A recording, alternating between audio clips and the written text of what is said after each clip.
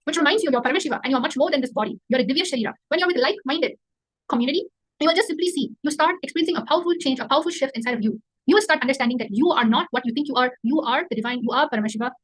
And being with this journey and continuously understanding that this is what you have decided to become, a Divya Sharira, you'll just simply see everything in your life will start manifesting. For instance, just because you are yet to manifest, that does not mean that the few minutes in which you sat down to connect to Paramashiva, to connect to the energy that is making you materialize, it is directly connecting to all the creation that you have in your life. The creation of children, the creation of your businesses, the creation of wealth, the creation of health. Just by consciously connecting to this dimension of yourself, you will just see everything that is in your life right now is going to start experiencing healing.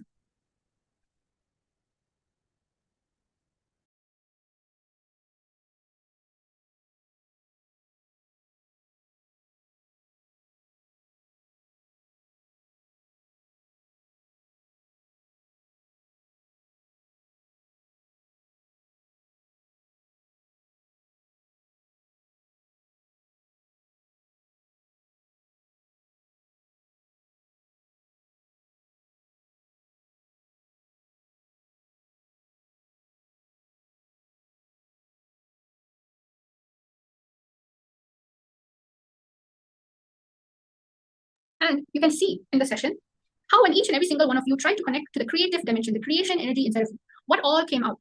For instance, for some people, for some participants, it can be a powerful healing energy. They feel calm all the way and they started manifesting. And then there are some people who started experiencing a lot of self-doubt. Or maybe it's not for you. You have decided, I'm just going to be here because it's an instruction, it's part of the program, so I'm just going to follow. But how many times have you said that in your very own life whenever you try to make something happen with your own effort and with your own hand? You need to understand that same thought current is what is poisoning your inner space. And then that is what is making you actually stop every single thing that is yet to manifest in your life. So you don't need to feel pressurized with wanting to manifest materialization. That is not the science. The science is will persistence. The science is just connecting and deciding that what you are living now is real. This is going to help you in your further manifestation for the rest of the program. And you will just see, just by sitting continuously again and again, you'll just simply become the Divya Sharira.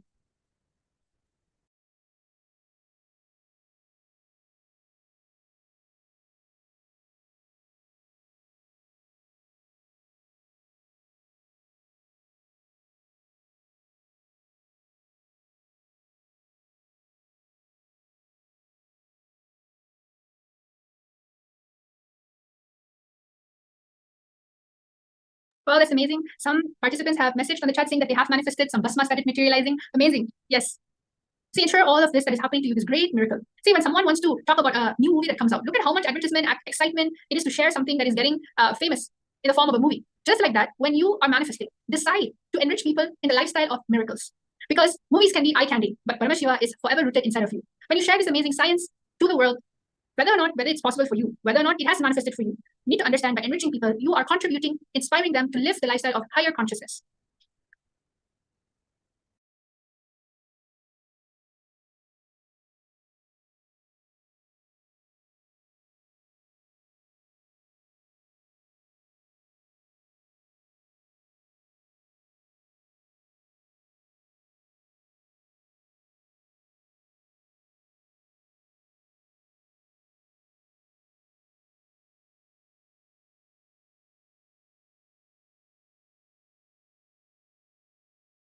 Yes. So what a beautiful manifestation.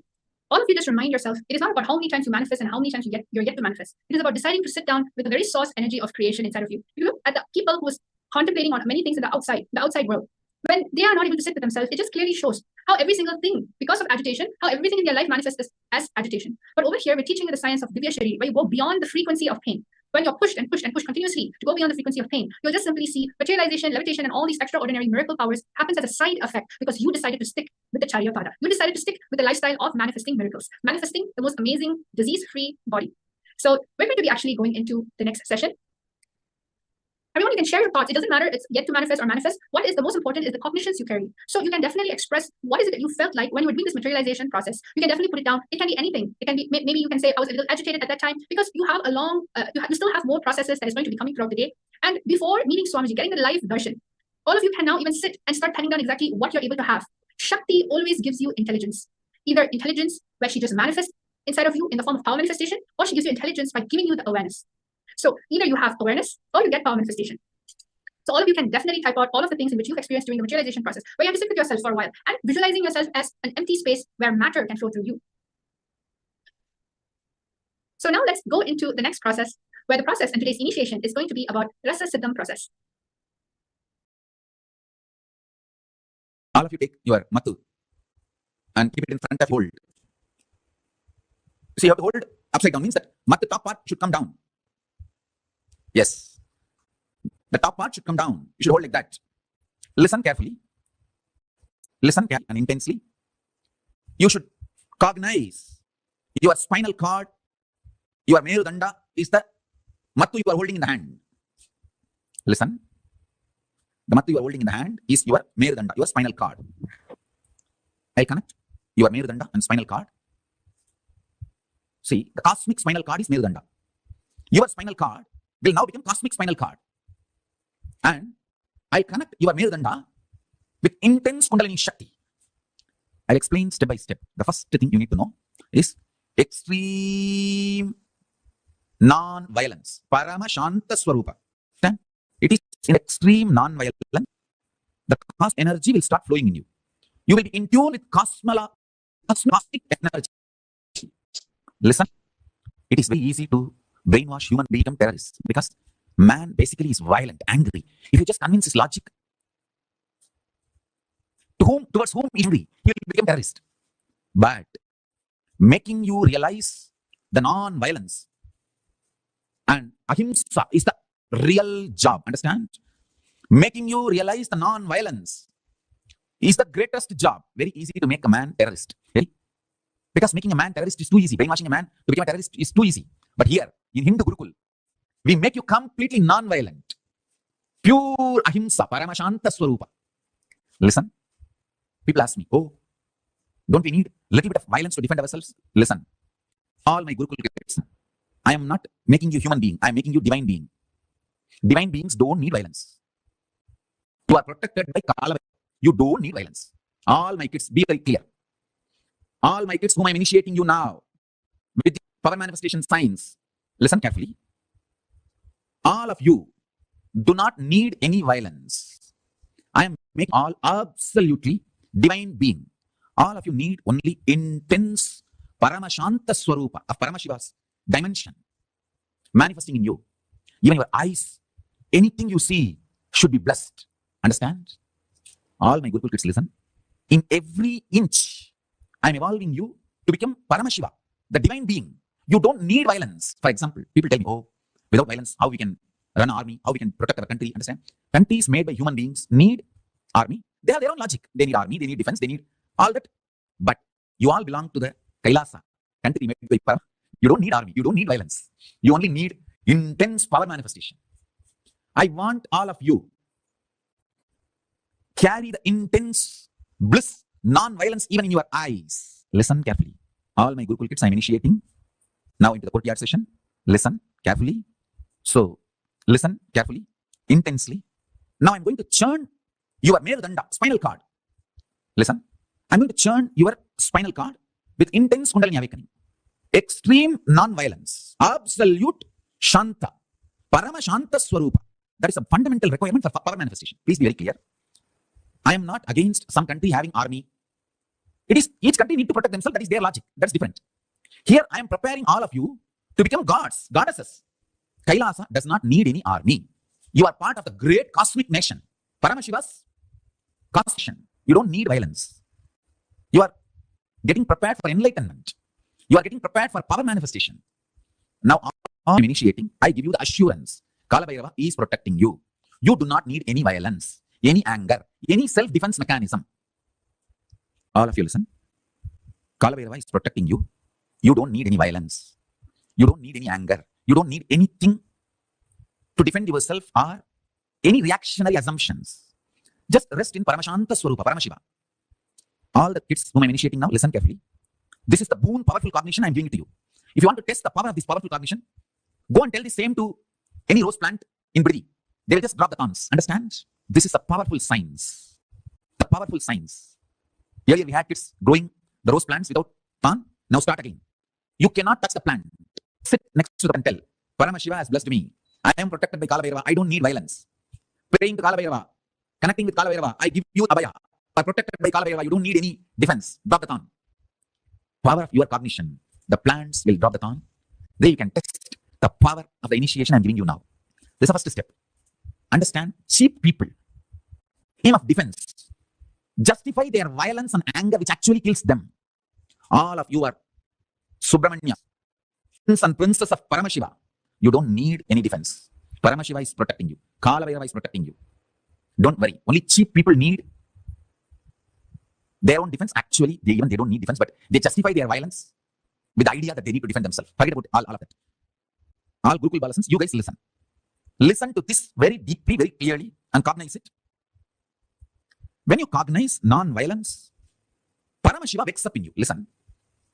Ekoham bhavushyamaha. Paramashiva, when he manifests, when one becomes many, first thing he says, let me become many to celebrate me. A non-violent wake from the sleep in this way only. Listen carefully. See, every morning, from Samadhi, first thing, why I am waking up? See, in Samadhi I am one. Why I am becoming many? The first thing, I am becoming to enjoy myself. I am waking up for my Gurukul kids who are my own. See, each of you are me becoming many. I just remember, I wake up to celebrate myself, one becoming many, and manifesting me. All my Gurukul kids are me, multiple me. Multiple me is all of you. So listen to each of the statements. I am one in Samadhi. I became to celebrate myself. Now, first thought I feel why I should wake up is, my kids are waiting. Let me go and see them, initiate them, make them manifest me. So I am one, see, in the deep sleep. So for you guys sleep, for me Samadhi. So the Samadhi, I am one. I become many to celebrate me. For example, a normal person, he wakes up violent, frightened, remembering his boss, remembering his load, remembering his enemy, remembering his fear. Person who wakes up, remember his fear, violent, anger, he becomes many to torture himself. Listen to this, all my kids. See, if you develop anger and violence in your life, morning you will wake up remembering only those things. So one becoming many to torture yourself. You are becoming many to torture yourself. In my life, I become many to celebrate myself, to enjoy myself. Whoever wakes up becomes many to celebrate themselves. They are Paramashivas. So understand, if you become many to celebrate yourself, you are Paramashiva. If you become many and torture yourself, you are demon. All you need to do, just remove violence. If you become non-violent, the moment you wake up, you will remember only the most pleasant people in your life. So those people are nothing but you becoming them to celebrate you. When you wake up from the bed, if your first thought is, oh, let me get up to go and sit with Swamiji and attend the session, attend the satsang, or attend the Kotiya session, then you are becoming many to celebrate yourself. Morning when you wake up itself, if you remember your boss, or your enemies, or the people who torture you, or people who are abusing you, or people with whom you have anger, you have violence, incompletion. Morning itself, if you remember them, then you are becoming many to torture yourself. Understand? You have to churn and bring yourself to completion, to the level. Morning first thought should be the most pleasant people and beings of your life. Because in your sleep, you are one. One, when you wake up, you are becoming many. That one becoming many should be only for the purpose of celebration. Let me become many to celebrate my existence. Actually, every morning, when I wake up, first thing, let me become many. Means all my disciples, people who love me, enjoy me, waiting to see me all over the world. Let me become many to manifest me in all of them and celebrate me. That's all. I can download whole Kailasa into you. And I also wanted to announce all this initiation I'm giving. I'm making it available to all of you all over the world. If you all cognize what I'm talking and start internalizing, cognizing, this power manifestation will work for all of you also, wherever you are. I am working focused on the Gurukul kids because I am making divine beings to serve the whole world. Understand? When a Gurukul Balasan manifests powers, it is not just for him, it is for the whole world. He is going to be the Sakshi Pramana for Kailasa. He or she is going to be direct prince and princesses of Kailasa. So I'm directly working with them. But this initiation, I'm opening it. The spiritual component, I'm opening it to all of you, the whole world. All of you can enjoy. So the initiation, I'm opening it to all of you, whole world. Wherever you are, you can practice. You can bring these powerful cognitions into you. And you can start power manifestation wherever you are. One of your brother disciple, he has a long jata. He may be having little anger. Swamiji calls his name, not my name. Even with those small anger, you should complete. Mukayam tavirka. Tirumula says, Mukayam means Vengayam, Perungayam, and Uldayam. That's a pundu. Asafoetida, onion, garlic. These three should not be eaten because these three invokes delusion in you, which puts you in anger, violence, and which makes you justify your anger. Now, once you manifest this rasa siddham, means this power manifestation, you will be given onion, garlic, asafoetida food for 1 week. Even after eating that food for 1 week, you should not have any incompletion, negativity, violence when you wake up early morning. That is the test. That much you should become pure. Then you radiate the power of ahimsa, non-violence. See, now what I am sharing with you is the clear rasa siddham, step by step. What is the powerful cognition? And what is the power you are going to manifest? Then how your system should be tested to hold that power. So now, I'm going to churn this Merudanda. By churning that Meru, I'll awaken your Kundalini Shakti intensely. Once the Kundalini Shakti is awakened today, now itself, within next few minutes, you can start moving the matter with very absolute oneness, non-violence. Absolute non-violence and oneness. You tell any matter, I am becoming many. To celebrate myself, you are me, I am you. Come on. Just call that matter will come towards you. That's all. Now, the first step. Cognize your Merudanda, the mattu in your hand, and your spine is one and the same. Hold that mattu in your hand like this, put inside, upside down. Sit in Padmasana. Okay. I made Padmasana without touching the leg. Listen, see here. Without touching the leg, you should sit in Padmasana. My kids should be yogis. You should not touch the leg. After sitting in Padmasana, you can touch. But when you are sitting in Padmasana, you should not touch the leg. My kids should be yogis. Come on. Now hold. The mattu top side should be bottom. Keep on the floor and hold. Visualize. Cognize. Your spine and the mattu is one and the same. Because now when you churn the mattu, I'm going to churn your spine. Through Kriya, I'm going to awaken your Kundalini Shakti. Hold the mattu with both the hands. Hold the mattu with both the hands. Hold it. Cognize now. Do not chant along with me. You just sit and cognize. I am going to awaken your Kundalini Shakti. You just churn the mattu slowly and cognize your Merudanda. Your spine is getting churned. Om Nithyananda Paramashivoham. Please do not chant along with me. You just sit and only churn the Meru. Churn the Merudanda. You are only supposed to give work for your hand and visualization. Visualize your backbone is getting churned. Cognize that. Actually, I'm churning. So cognize that. Om Paramashivoham. Om Paramashivoham. Om Paramashivoham. If your body is lifting up due to Kundalini awakening, tie the jata above the head. The jata weight should sit on your head. Along with the jata weight, I'm going to lift your body. So tie the jata above your head and sit in Padmasana. In Padmasana, I'm going to lift your body. Sit in Padmasana and tie the jata above your head. So I'll raise you in this posture. Om Nithyananda Paramashivoham. Om Nithyananda Paramashivoham. Om.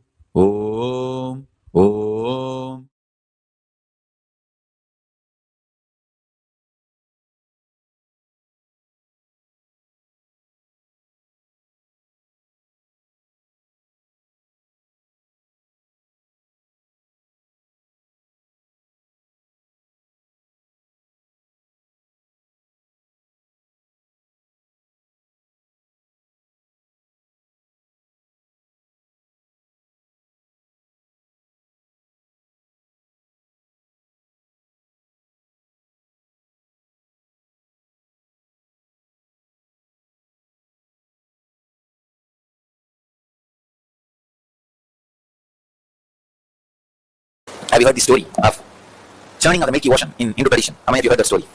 How many of you have not heard? Raise your hand. Oh, there are enough. So I'll tell the story again. In Hindu tradition, we have a story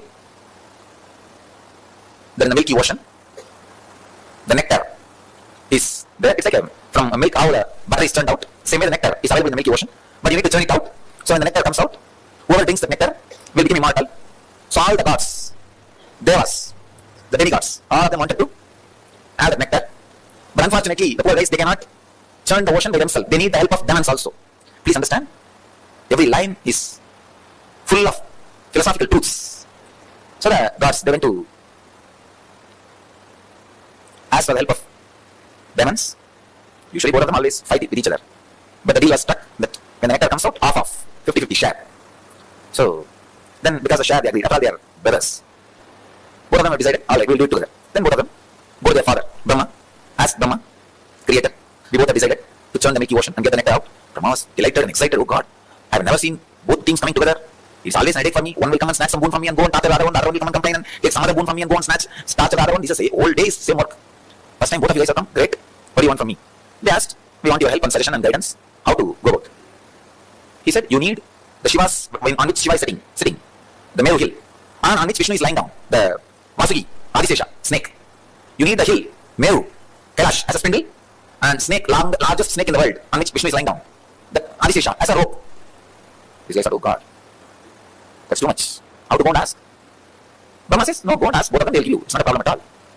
But they are not able to, these demons and demigods are not able to trust the Shiva and Vishnu. They directly went and struck a deal with the Kailash hill and the snake. They said, you guys come, cooperate, you will have one share of nectar. Finally, without the Shiva's blessing, Kailash came. Without the Vishnu's blessing, snake also came. And they started the journey. And the Kailash is the spindle, the snake is the rope, and one side, the demons, other side, the demigods. Even before starting the journey, the fight started. Who will be in the head side? The side is always special. God said, we only will be in the head side. Demon said, no, we will be in the head side, you be in the tail side. Finally, somehow, Brahma intervened and advised, hey, allow the demons to be near the head. Anyhow, they agreed. The demons are near the head and demigods were the leg, the tail side. The journey has started. Suddenly, because neither Shiva gave permission to Meru, nor Vishnu gave permission to the snake, the hill has started sinking inside the ocean. How many of you have seen the churning when they churn the milk for butter? The Indian villages, it's spindle, they'll churn. The same way the churning has started, one side demons, one side gods, and it started sinking, the spindle. Now big problem, what to do? They ran to Shiva. Shiva is just in Samadhi, nothing can be done. They ran to Vishnu. Vishnu thought it's too much, because not only the spindle is sinking, it is dragging the whole crowd inside the ocean, because all these guys are holding the rope. When there is sinking, naturally what will happen? The whole world is sinking, and there will be no population, no fun. What to do? Vishnu is supposed to be a protector. He rushes and he becomes a huge tortoise and lifts that spindle and holds the spindle on his back so that they can continue the journey. The hill will not be downing and the people will not get down, because he is a protector, he has to protect. So, Brahma created the chaos, Vishnu is protecting the chaos, the journey is going on. So many things came out, like a Kalpavriksha tree which gives whatever you want, Parijata, the eternal smelling flowers, Parijata, Kalpavriksha, Ratna Singhasana, shining throne, and Chintamani Kriha, the house of diamonds, and everything, all the celestial thing, all the Ujjaisras, that Ars, Airavata, elephant, and Shamantaka, the most powerful, valuable jewel in the world. All of you should know that. Even in the modern day, the world's most costliest jewel is not what is in the Washington. How many of you have seen the diamond? In the Washington, there is one diamond. Washington Museum, they have displayed. That is not the world's costliest. There's another jewel which Venkateshwara is wearing, is the world's costliest. Still, there's no, they are not able to put any value for it. Venkateshwara's right chest is having, and the Srivatsam they put, and Vaikuntha day they'll put on those festival days. That huge, it's called Vaidurya, the right portion of it, diamond. The diamond, if it is at least 1,000 years old, older than the diamond. I think this Vaidurya word is only Sanskrit word, because in the West they don't know this concept of Vaidurya. It's like a wine, the old wine is valuable, the most stronger diamond, strongest diamond, Vaidurya, he wears. So that jewel is supposed to have come out of the journey. And there's one piece, only one piece available in the planet Earth, that Venkateshwara is wearing. Anyhow, it's a story, we don't know what else. But all these things came out, Parijata, Kalpavriksha, Chintamani Kriha, and Airavata is a four-tusk elephant, 4 tusks, not 2. So all these celestial things came out. And the funny part is, when all these things came out, each one went and grabbed. It's mine, it's mine, it's mine.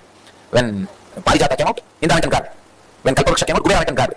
When Shankarnidhi Paramanidhi came out, again Kubera grabbed. And when Ujjaisavas, the Ars came out, Rakshasas grabbed. When the Amamana Urusi came out, Indra grabbed. When finally Lakshmi came out, the wealth, energy itself, then Vishnu grabbed. When Akshamala, the Rudraksh Japamala and Kamandala came out, Brahma grabbed. When all the useful things came out, everybody grabbed. It is theirs, they all grabbed. Unfortunately, the snake has become completely tired. These fellows went on churning, did not bother to feed that snake, poor snake. And that fellow is so tired, he just vomited poison. See, when they are churning, the hill was sitting on the tortoise back. That lot of friction, heat, intense heat was created. When this fellow vomited the poison, it went and exactly hit that heat, and poison heated. That is what is alagala. It's not a cold poison. Cold poison will not spread and do damage. The heated poison will spread even in the air and start killing people. The first air pollution, chemical attack. I can say first chemical mishappening. Maybe 10,000 times, like Bhopal gas accident. Something has happened in the heat. When the poison was added, intense heat. It's a huge destruction. Millions of demons and demigods have started dying. And now nobody is able to save, because Vishnu is below and Brahma has disappeared, ran away. And what to do? Indra runs to Shiva Mahadeva. He is in Samadhi, but they all run and pray, oh Lord, please save us. We don't know what to do. Shiva opens his eyes and sees the fun, okay. He comes down, after all his embodiment of compassion. He collects the whole poison, just in one bowl, and drinks it. Devi was frightened. Oh God, how will you handle? If something happens to you, what will happen? So she holds the neck of Shiva. The poison just forms a blue color and stays in the neck itself, throat itself. Then the nectar came out. The moment nectar came out, the fight started between demons and demigods, gods and demons. And went to the demons and said, demons are holding the pot. She said, give the pot to me, I'll distribute to everybody. They trusted her and gave the pot. And Vishnu disappeared with the pot. And he made all of them to stand in one line. So he started distributing first to the gods. And four demons are standing in the line, thinking that they'll also get it. But two demons came in the form of gods and stood in the queue and tried to steal the nectar. Some of the got and put it in the mouth.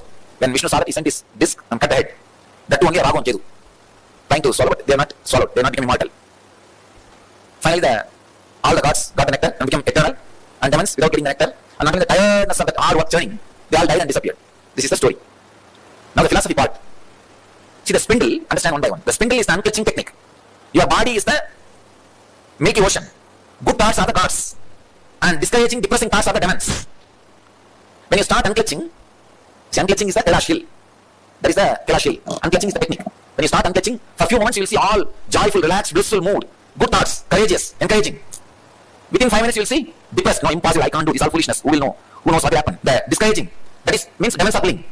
When the discouraging things are going on in you, demons are pulling. When the encouraging things are happening, gods are pulling. The Tata is below, holding, without the spindle sinking. Encouragement which you get from master. Come on, do it. Don't allow sinking. Don't allow. Continue, continue, continue. That is the Tata is holding. And all the auspicious things comes out of the ocean.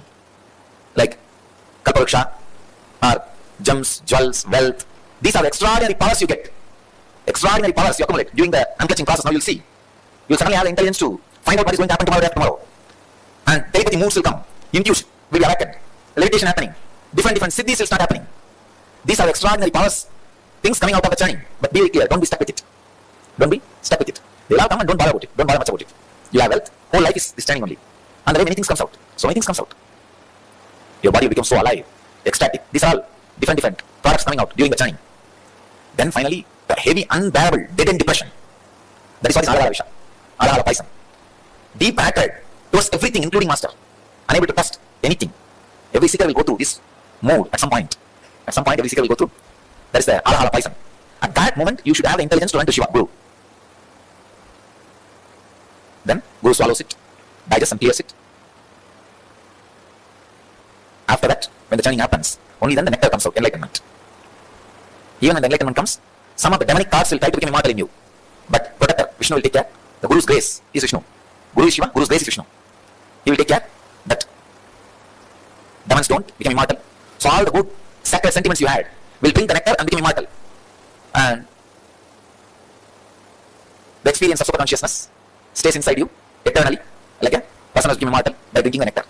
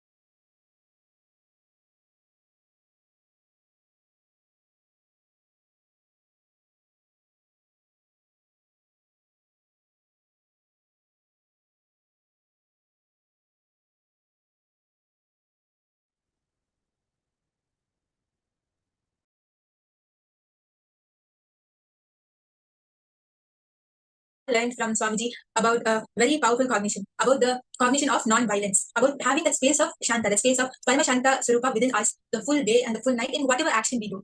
And just by having the space of Paramashanta Swarupa, when we get up in the morning, we should get up to become many to celebrate us, right? Swamiji says that when you hold that cognition, that you get up to celebrate yourself, when you get up to become many to celebrate yourself, you are Paramashiva.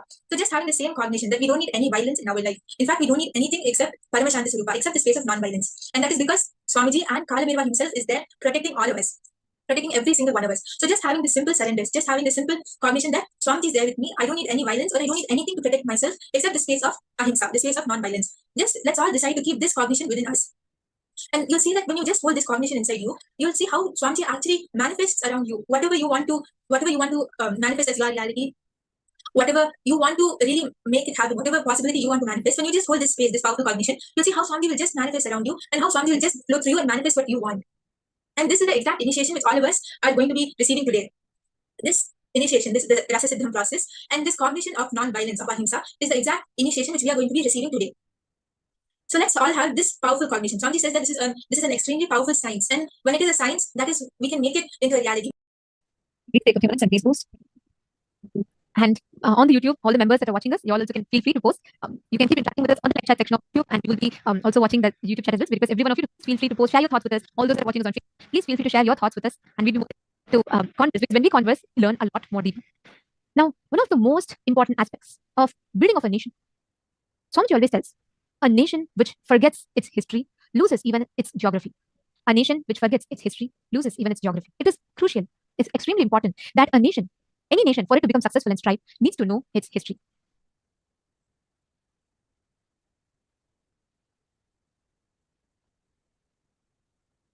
Eons ago, Paramashiva revealed the Vedas and Agamas to Devi and established the enlightened civilization, the Sanatana Hindu Dharma. This civilization embodied the best of the best in every field. Take health, take medicines, art, science, social, judicial, administrative, and political systems. We were adepts, pioneers, and masters. I should say, not just advanced at it or adept at it. We were the path breakers. We were the path makers for it. We were the ones to discover and contribute it. There's a beautiful shloka which says, Paramashivoham Level-3 means that which was imparted by Bhagavan Paramashiva, Agatam Shiva Bhaktirechcha, which means the one that came out of Bhagavan Paramashiva's mouth, the knowledge from his 5 faces, to his consort, Girija, Devi Paramashiva Shakti, who in turn passed it on to Vasudeva, Bhagavan Parandhama, Mahavishnu. And Bhagavan Mahavishnu, Vasudeva, who in turn applied these principles from the Vedas and Agamas to govern the universe. Using these eternal principles, the Sanatana Dharma, he brought it into practice and embedded this into all living and non-living beings to govern the entire universe. So this is what is the actual meaning of the word Agama itself. And these Agamas are the sacred scriptures of Sanatana Hindu Dharma. Now, when we say scriptures, we need to understand, we were talking just now about the most advanced civilization. A civilization is made up of its gods, scriptures, rituals, and tenets that are left. These aspects provide the Vatavarana, the environment where human beings flourish in whichever dimension of life they are passionate about. So it is these things that mainly dictate the way how a civilization is going to be. And these also determine how successful a civilization is going to be. We all know, amongst the 10 most advanced civilizations and amongst the 100 most ancient civilizations, only Sanatana Hindu Dharma is alive. Only Sanatana Hindu Dharma, Hinduism, is the only civilization that is alive. You can see here we have listed so many civilizations which used to exist at once upon a time. And out of these, there are 10 which is considered as the most advanced civilizations, amongst which Hinduism is also one.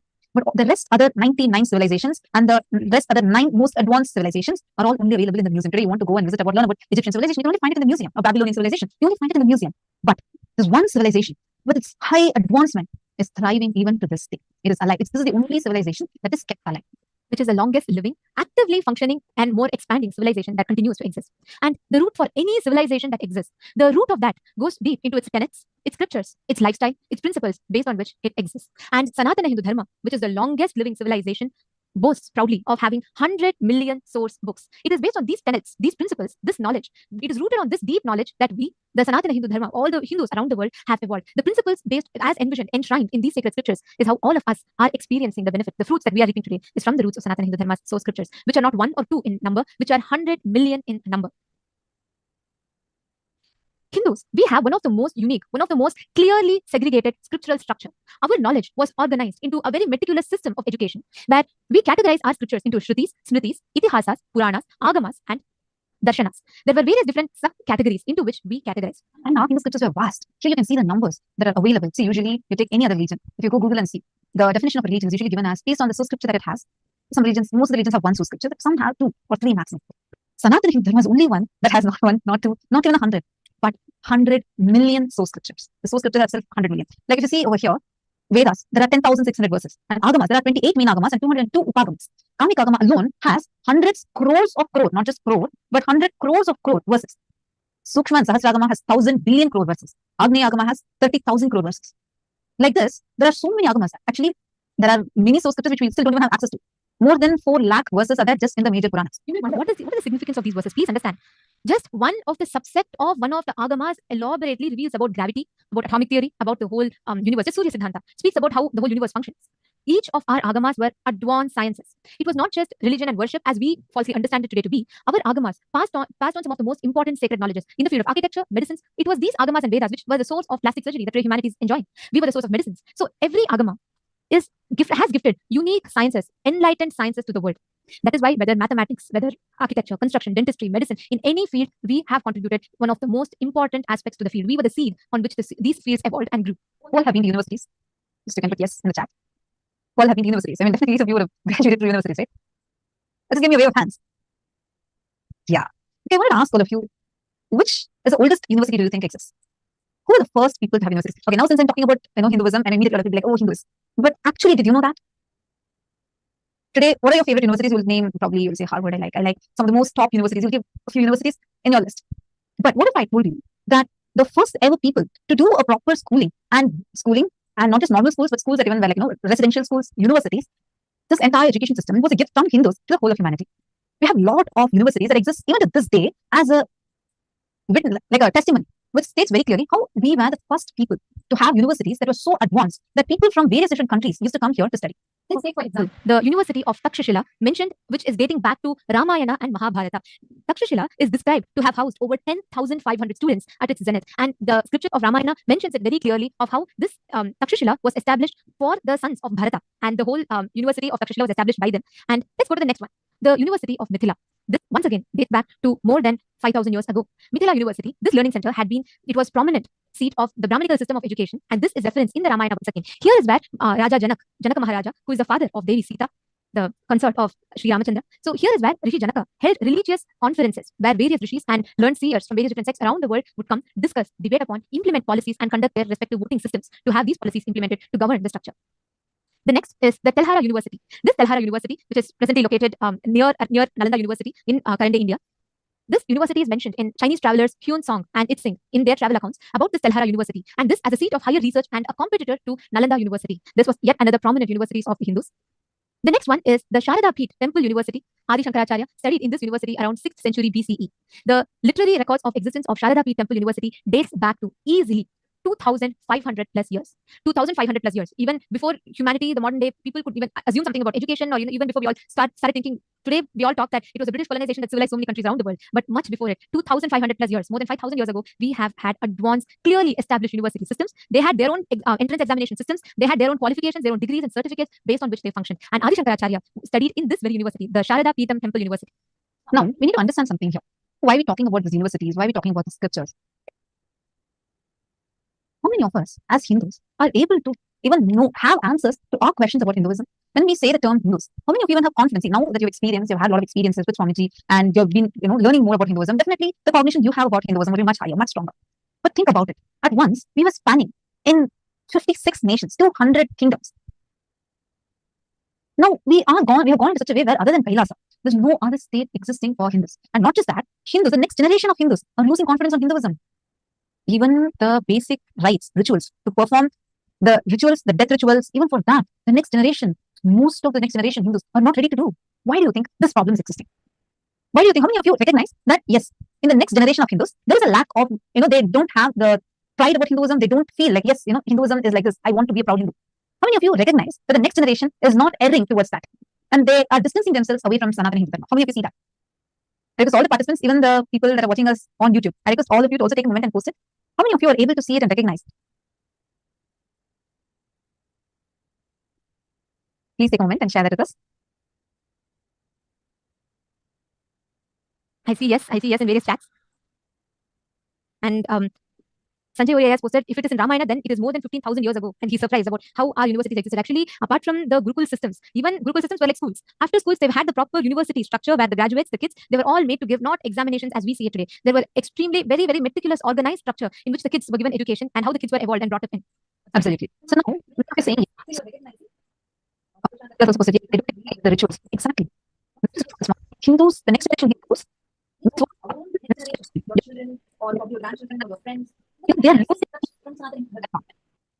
they're missing out on a large extent. The confidence they carry inside them about themselves. Why is this an important issue to address? Because the knowledge that people have, people do not have answers to their questions. People don't have answers.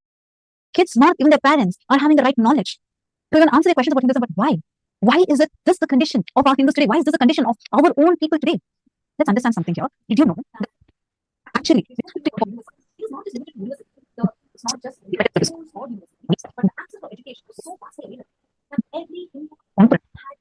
library. This is actually given.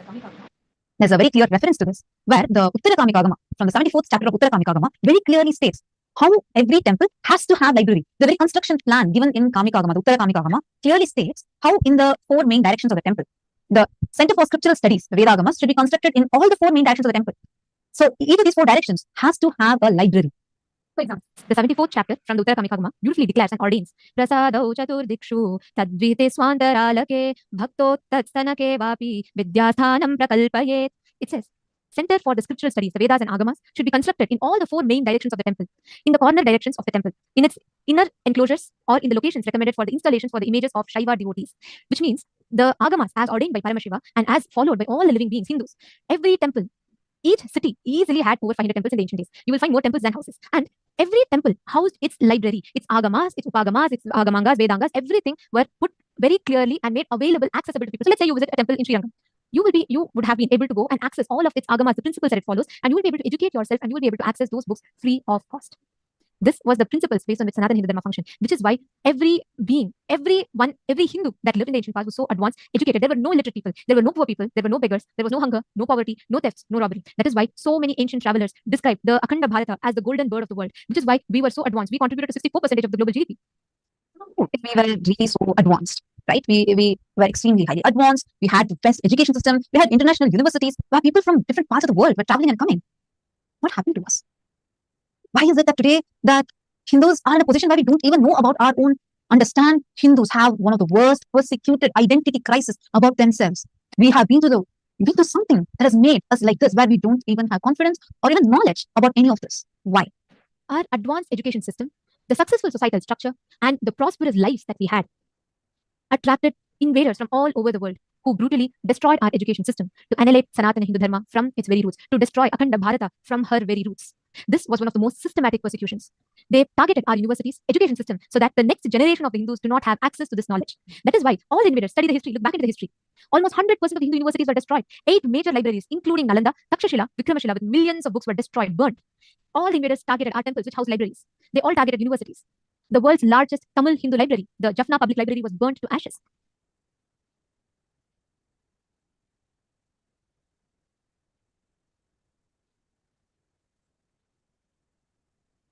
And 13,000 universities across Bharat and 100,000 gurukuls were destroyed just in Bengal and Bihar alone. Just in Bengal and Bihar alone, 100,000 schools were destroyed. This is the amount of knowledge. We need to visualize this. Every time we say a school or a library was destroyed, along with it, not just the burning of the scriptures, along with it, the most ancient secrets, the most advanced sciences that enlightened masters would have written down, have all been burnt. There were no second copies. There were no access for these scriptures. Just let's take an example. Nalanda, one of the top universities, had 9 million books burnt by the Islamic invader Bhaktiar Khilji. This library was so vast that it took entire 6 long months for it to completely burn down. Just one of the universities, which was much later. Nalanda was one of the most recent universities. Various other universities dated back way earlier than this. And this alone housed more than 2 million, more than 9 million scriptures. Actually, usually Nalanda is told as the ancient library for us, or the ancient university for us. You all need to know, as Nithyananda was mentioning, Nalanda is one of the recent universities. It's not old as we are made to believe. Humanity is losing the access to its scriptures. Today, Hindus are like this because we do not have access to our scriptures. We do not have access to our source knowledge. We do not have access to these amazing sciences. Imagine, with the limited knowledge, out of 100 million scriptures, today only 8 million are even accessible. 20 million can be retrieved, can be achieved back. And even this 8 million, today, unfortunately, so many Hindus themselves are not even aware of its importance or not even aware of its significance. If just the remaining scriptures alone has contributed to so many advanced sciences like discovering gravity, talking about contributing the digit 0 to mathematics, talking about grahanas, panchanga, which clearly describe the astronomical positions, and introducing medicinal systems such as plastic surgeries, Ayurveda. Just with what is remaining, we have so many advanced sciences. Imagine if we have access to our source scriptures back, we will be way advanced than where we are right now. We are lacking more than 1 million years of evolution just because of not having access to the scriptures. We are in a conscious deficit. We have lost access to our source scriptures. And that is why today Hindus, the Hindu youth, do not have access to the source scriptures. And Hindus do not even know the significance or importance of having access to the sacred knowledge or sacred sciences.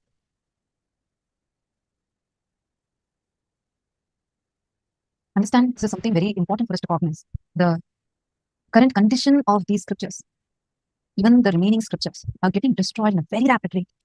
80% of our scriptures, understand, 80 million scriptures, we don't have access to it. It's completely lost, destroyed. The libraries, universities were burnt straight for 6 months together. And do you all know what is the current status of these scriptures? Even Hindus, this is a picture. It's very, very painful. Actually, this is one of the places from where Swamiji retrieved so many scriptures. The people who had access to these scriptures, unfortunately, did not even know the value of these scriptures. They didn't have a clue as to why these scriptures, what are these scriptures for? They had no idea about it. So many of them just let it go. Many times these scriptures were either thrown away, put for termites to feed on, sometimes just thrown in the dustbin, sometimes burnt, given as, like how usually these old newspapers are given away for the sake of money. That has become the current status of these scriptures. This is the unfortunate, it's extremely unfortunate, but this is what our current status is. And this need of the hour, when the humanity is lacking the conscious awakening, and when all of us Hindus have lost access to the source scriptures, it is need of the hour to keep Sanatana Hindu Dharma alive. We need access to our source scriptures. And it is in this moment that the Supreme Pontiff of Hinduism, the avatar of Paramashiva, descended on planet Earth, with one of his main purpose being to revive this ancient scriptures of Hinduism.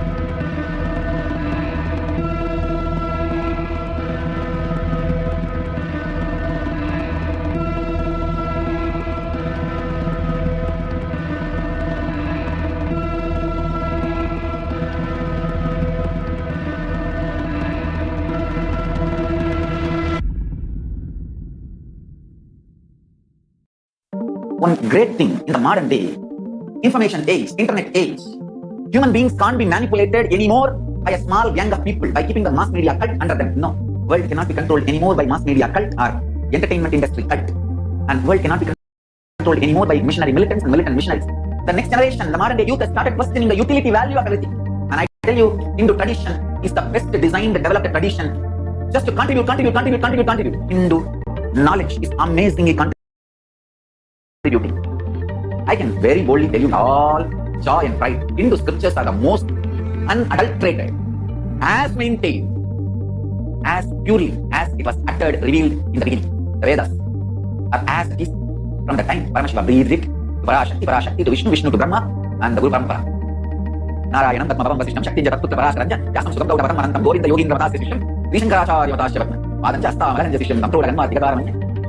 The whole Guru Parampara, unadulterated, I tell you, history, geography, astrology, astronomy, cosmology, physics, chemistry, biology, medicine, mysticism, religion, economy, in every field, administration, social justice, law and order, in every field, the field of education itself, spirituality, superconscious mind, power management, in every level, nothing compared to the extreme life positive knowledge source of Hinduism. This is the most non-violent, life positive knowledge tradition in every field. Unimaginable knowledge source is lying in the 220 million source books of Hinduism. Around 10,000 traditions are still alive. I'm not talking about what we lost, what we still have, kept it alive, at least in the museums, which I can revive. I can add flesh and bones to this whole scriptures and make it living, alive lifestyle. I want all Hindus to start becoming real Hindus, non-violent, extremely life positive and contributing. This is what is the core identity of Hinduism. Let's start living the core identity, core narrative of Hinduism. That's the best strategy to stop the Hindu Holocaust. I tell you, Hindus have a great future. I want all the Hindus who are interested and listening to me, all of you please wake up and start contributing more and more and build contributing lifestyle. That's the best way to stop the Hindu Holocaust. At least 10% of the Hindus should become Brahmana by Varna. Only then we can collect all these books and store it properly, make digital and physical libraries, and practice those knowledge, build laboratories and teach this knowledge to the whole world. This is what is my life's mission. Of course, translation, making it searchable, making it user-friendly, indexing, all this work put together. That is the purpose for which I started this Nithyananda Hindu Library. I will establish the most authentic, world's largest physical and virtual library and Hindu university. Hindu literatures are made illegitimate, stolen. Many concepts and principles and ideas are stolen. And Hindus are made to feel that literatures are all just mythology and faltu and just somebody's fantasy. I will make sure enough scientific researches are done, proper documentations are done, analysis are done. Not only I will collect, compile, organize the world's largest Hindu knowledge resource library, I will make all of it user-friendly for the whole world by making virtual Hindu library available for the world. I am very clear. I am going to collect everything related to Hinduism. Source scriptures, various commentaries and translations, good or bad. Some translations are true to the original, some are 80% true, some are 70% true, some are absolutely distorted. But I am going to collect everything. Organize, index. My initial level plan is 10,000 students will be able to reside and study. 2 crore means 20 million Hindu scriptures. And largest virtual library, very organized and made user-friendly. Collecting all the 2 crore, 20 million source books, organizing, indexing, then translating, making it user-friendly, making library, physical library, and making digital library, then studying it, researching it, making laboratories. For example, the Hindu battery, which can be charged, recharged by consciousness, does not need any other chemical from outside. The Hindu aircraft, which can fly through the conscious sound technology, the consciousness-based light technology, sound technology, consciousness-based biology, consciousness-based biology-based technology. When consciousness starts growing in your biology becomes totally different, and that biology can be used to fly, empower, energize multiple machineries in Hindu tradition. Collecting these 2 crore, 20 million scriptures, organizing, indexing, translating, building laboratories, not just libraries, laboratories, universities, where we conduct clinical trials, medical trials, scientific researches. Everything gets organized, made user-friendly for the humanity and shared with the humanity free of cost. I invite people from all over the world to share your time, treasure, talent. I invite all the practicing Hindus, living, practicing Hindus and Hindu sympathizers, 200 crore, 2 billion population. At least 10% of you, 2 crore, please come and become Brahmanas by Varna. Let's take up this project of reviving Hindu knowledge, contributing Hindu knowledge. Jatis belongs to Brahmana, Vaishya, Kshatriya, Shudra, does not matter. An Acharya incarnation, Avatara Purusha, has a right to declare which Varna you belong to. Whether you are Shudra by Jati, Vaishya by Jati, Brahmana by Jati, or Kshatriya by Jati, don't worry. Decide to change your Varna to Brahmana Varna by taking up this responsibility of Nithyananda Hindu Library. I already started the work. Last 20 years I am doing work in this line. It is time. In next few years you will see the fruit. This revival of Kailasa, Nithyananda Hindu Library will start. It can never end.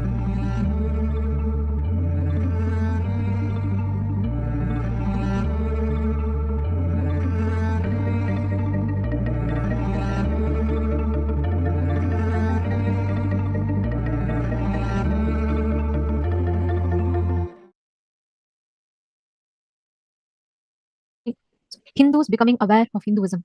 We standing up for revival of our scriptures is the need of the hour. Understand, it's too important. And Swamiji is doing the work. Swamiji is doing this grand revival for all of us. As Swamiji said, we just need at least 10% of the entire Hindu population, just 10% of people to contribute to this cause. One of the important responsibilities of the Sarvajna Pitha is to keep this pillar of Kailasa alive. We request all the participants that are here with us, that are today, right now, sitting here with us, please take a few minutes. Whoever is clicking with us, whoever wants to be a part of this huge cause, take a moment now and head to sksjp.org and fill your intention. How many of you want to really do this? Really nice to see that so many of you are clicking with this cause and feel that yes, it is really needed for this, like going to change the destiny of humanity itself. Thank you so much. We really thank all the participants who have immediately jumped up and said, I want to be a part of this. I want to do it and signed up. Thank you so much. We're still seeing continuously the sign-ups are coming. Thank you so much. We also encourage all the other participants whoever is here, please take a few minutes. And if you feel the pain, if you feel the necessity, see, this just being part of the revival of the scriptures alone can help not just you, but your further generations. Imagine and see tomorrow when you leave your body, there is no, your next generation, your son, your daughter is not even ready to do the rituals for you. What would your life after you leave the body be? Forget about leaving the body even when you're alive. In front of us right now, humanity is going through such a deep crisis. War, terrorism, people are not able to handle themselves. It is only Sanatana Hindu Dharma that's so advanced and has the solutions for it. Imagine, just one scripture, Charaka Samhita, can easily give solutions to many of the modern issues, the modern day problems, which the doctors thought it never existed in the past. And one of the most important things for all of us to understand is Swamiji has not just revealed it, he has already done the work and achieved many of these visions that Swamiji had declared years ago. Kailasa's Nithyananda Hindu Library will be the epicenter for all the scriptures, which will locate, acquire, collect, organize, publish, preserve, and teach and spread the Shastras. Through Kailasa's Nithyananda Hindu Library, Swamiji is envisioning, working proactively for the last more than 27 plus years. Kailasa administers itself through the ancient scriptures and the principles from the Vedas and Agamas under the constitution of scriptural authority as eternal truths, the Hindu Shastras. Swamiji very beautifully tells that books and deities made Nithyananda. This is something that we all would have heard Swamiji repeating very, very, very often, that books and deities made Nithyananda. Today, this vision, this passion of the Supreme Pontiff of Hinduism is what has grown into the world's largest collections of scriptures. And did you know when Swamiji started working for this? At the tender age of 3. The world's largest collection of Hindu scriptures started with a book called Atma Puranam. This book was gifted to Swamiji by Swamiji's guru, Sri Sakhi Swamigal, and this is the first book in Swamiji's collection for humanity, which has today grown into the world's largest collection of online and physical Hindu scriptures. The world's largest digital and physical library. This passion of a young boy who was just the age of 3 has today grown into the world's largest, the epicenter for the Hindu scriptures. And this Swamiji, just at the age of 3, this Swamiji when he was just 3 years old. Swamiji had already started his Chaturmasya then and started the revival work at that tender age of 3 itself. And today, Swamiji has made this whole knowledge completely available for free. The Nithyananda Hindu Jnanalaya, the Nithyananda Hindu Library, is focusing on collecting the remaining 20 million scriptures. The source scriptures, already 1 million Hindu scriptures are successfully collected, preserved, and given to world completely for free. Actually, all you can see, these are some of the palm leaves that were retrieved from places. Even now, there are teams of sannyasis that are sent to various places where it might be some street shops or sometimes even the paper place where you give your old newspapers to. In all these places, sometimes even in dump yards, scriptures are thrown and like literally casted away. People do not know the value of it. So sends the sannyasis to go to various teams, go to various different places, different countries, and to remote villages and retrieve these scriptures. We pay them the money and retrieve the scriptures. And Swamiji takes these palm leaves and with the team restores each of these palm leaves. And this Kailasa's Nithyananda Hindu Jnanalaya, the Hindu library, is working proactively, directly under the guidance. Books are Swamiji's passion. And we can see the joy in Swamiji's face when Swamiji is handling the scriptures. Swamiji is so passionate about these knowledge sciences. Swamiji has established the Nithyananda Hindu Jnanalaya while ensuring that the knowledge is made accessible and shared free of cost. This is the most important part of it. And already successfully, we have collected 1 million source books of Hinduism. Swamiji has authored over 10,000 books in 3 languages, translated in over 60 languages, 50 languages. Here we can see, taken from these source scriptures. Swamiji is already making these available to everyone. Today, in any which language that you want to access, Swamiji's scriptures are available in most of the dominant languages on planet Earth. More than 10,000 plus books are already authored, apart from all the other colossal work that Swamiji is doing. Swamiji has published over 10,000 plus articles in various newspapers, magazines, and various different articles. And Swamiji has made these two available to people completely free of cost. Today, Swamiji has collected more than 15 terabytes of digital books and rare manuscripts from 19 Sarvagya ancient mutts and ashrams. When we say ancient mutts, these are ancient monastery campuses, ancient universities, and ancient temples. Today, where many of these temples do not have enough resources, money, or enough support, economic support to maintain these scriptures. And Swamiji provides the support, and Swamiji collects, preserves, and organizes these ancient scriptures. Unfortunately, today, when people do not even know the value of the Hindu scriptures, Swamiji is reviving. We have over 1 million palm leaf scriptures and 15 terabytes of digital books, rare manuscripts that Swamiji has collected, preserved, and made available for us to access.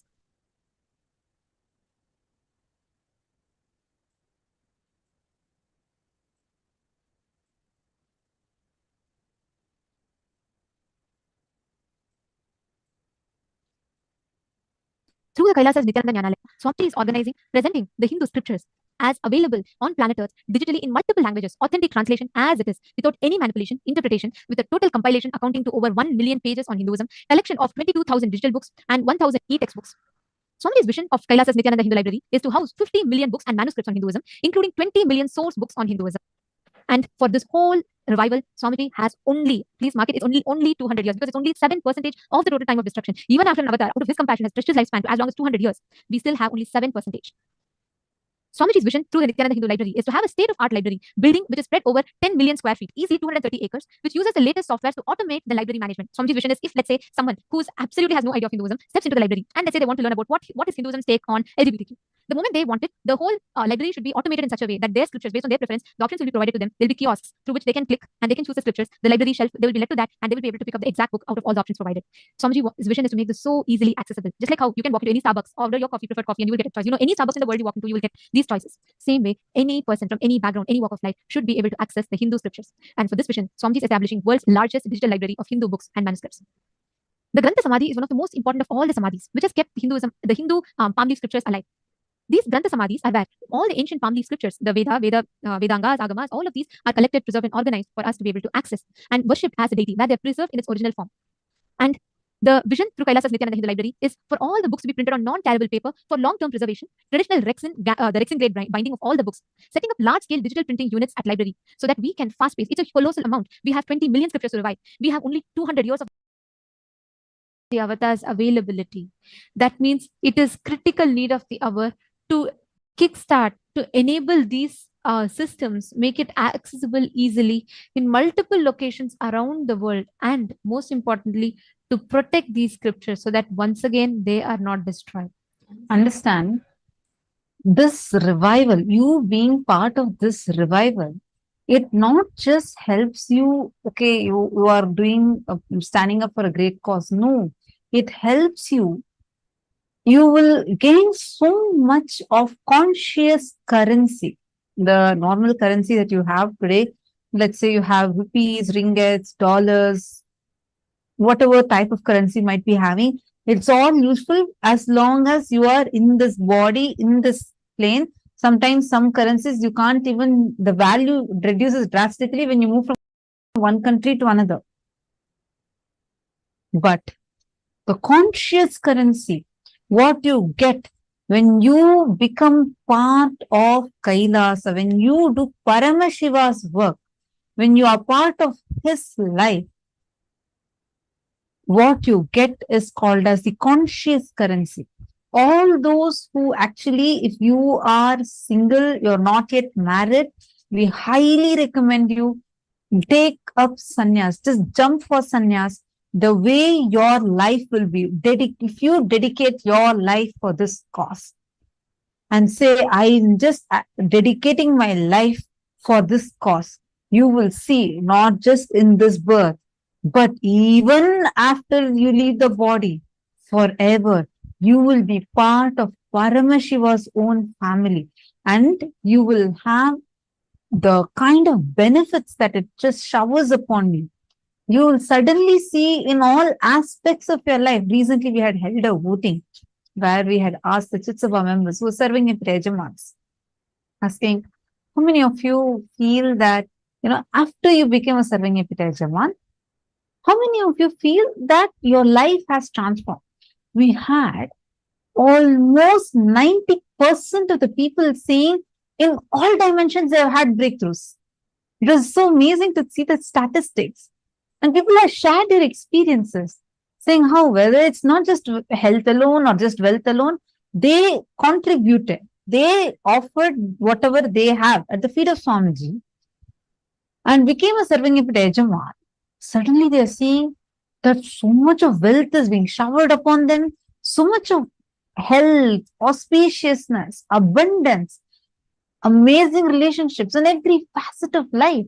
They're having breakthroughs. We had many people who had actually written and shared their experiences. Understand, stand up for this cause. Whoever is resonating with this, and if you feel that you want to take up sannyas, jump now. Go ahead and click the sannyas application form now. It's being posted for all of you in the chat. We'll also be projecting the link for all of you. And for all for watching it. And if you feel this is the need of the hour, you want to do something about it, you can become a part of Sarvagnya Pita. Through Sarvagnya Pita, Swamiji envisions one of the important aspects is to revive the Hindu library, the Hindu scriptures. This is the need of the hour, and we have only 7% of the total time. And at this critical hour, even if you have an intention, forget about what you can do right now. But even if you feel you have an intention right now, take a step, because when you intend, Cosmos will provide you all the resources to manifest. When you create the intention inside of you, Cosmos will shower you with all the needed resource for you to manifest, for you to experience, for you to be showered with the ultimate resource, whatever you need to create that reality that you want. And now, it is time for all of us to get ready for the darshan, and we request all the participants, every one of you that have an intention, you want to be a part, please to take a few minutes, and we request every one of you to sign up. Please head to sksjp.org. You can register your intention in there, and you will be able to start manifesting the moment you start committing to it, and you start you declare your intention for it. You will be able to very easily manifest it. Now, with this, Let us all get ready to receive the darshan. Today, all of us are going to be having the Simhagna Murti, darshan of the forms of Paramashiva, through which he manifests to annihilate any type of Maya, any delusion, any illusion, any Maya that people are stuck in. Anywhere in your life, you feel you are stuck. You do not know how to achieve something in life. You are really in need of support in some aspects of your life. Any aspects, whatever they might be, please feel free to post all of them as prayers today. This particular manifestation of Paramashiva as Simhagnamurti will remove any type of delusions that we are stuck in. And Swamiji will be blessing us as these ultimate manifestations of Paramashiva. And with this, let us all get ready to receive the darshan. Today, due to the intense samadhi of the Supreme Pontiff of Hinduism, we will be having an alive darshan of the Simhagna Murti forms of Paramashiva. We request all the participants, every one of you, to please stay tuned and understand. Even in a live darshan, all the prayers you post, everything Swamiji attends through his Nirvikalpa Samadhi, through his Divya Sharira. He listens to every single prayer, every single intention. So connect intensely to Swamiji and pray to him. Any boons that you ask will be blessed and will be showered upon. Let us all now get ready to receive the darshan. Please sit straight with your head, neck, and spine in a straight line. Chant the Mahavakya. Om Nithyananda Paramashivoham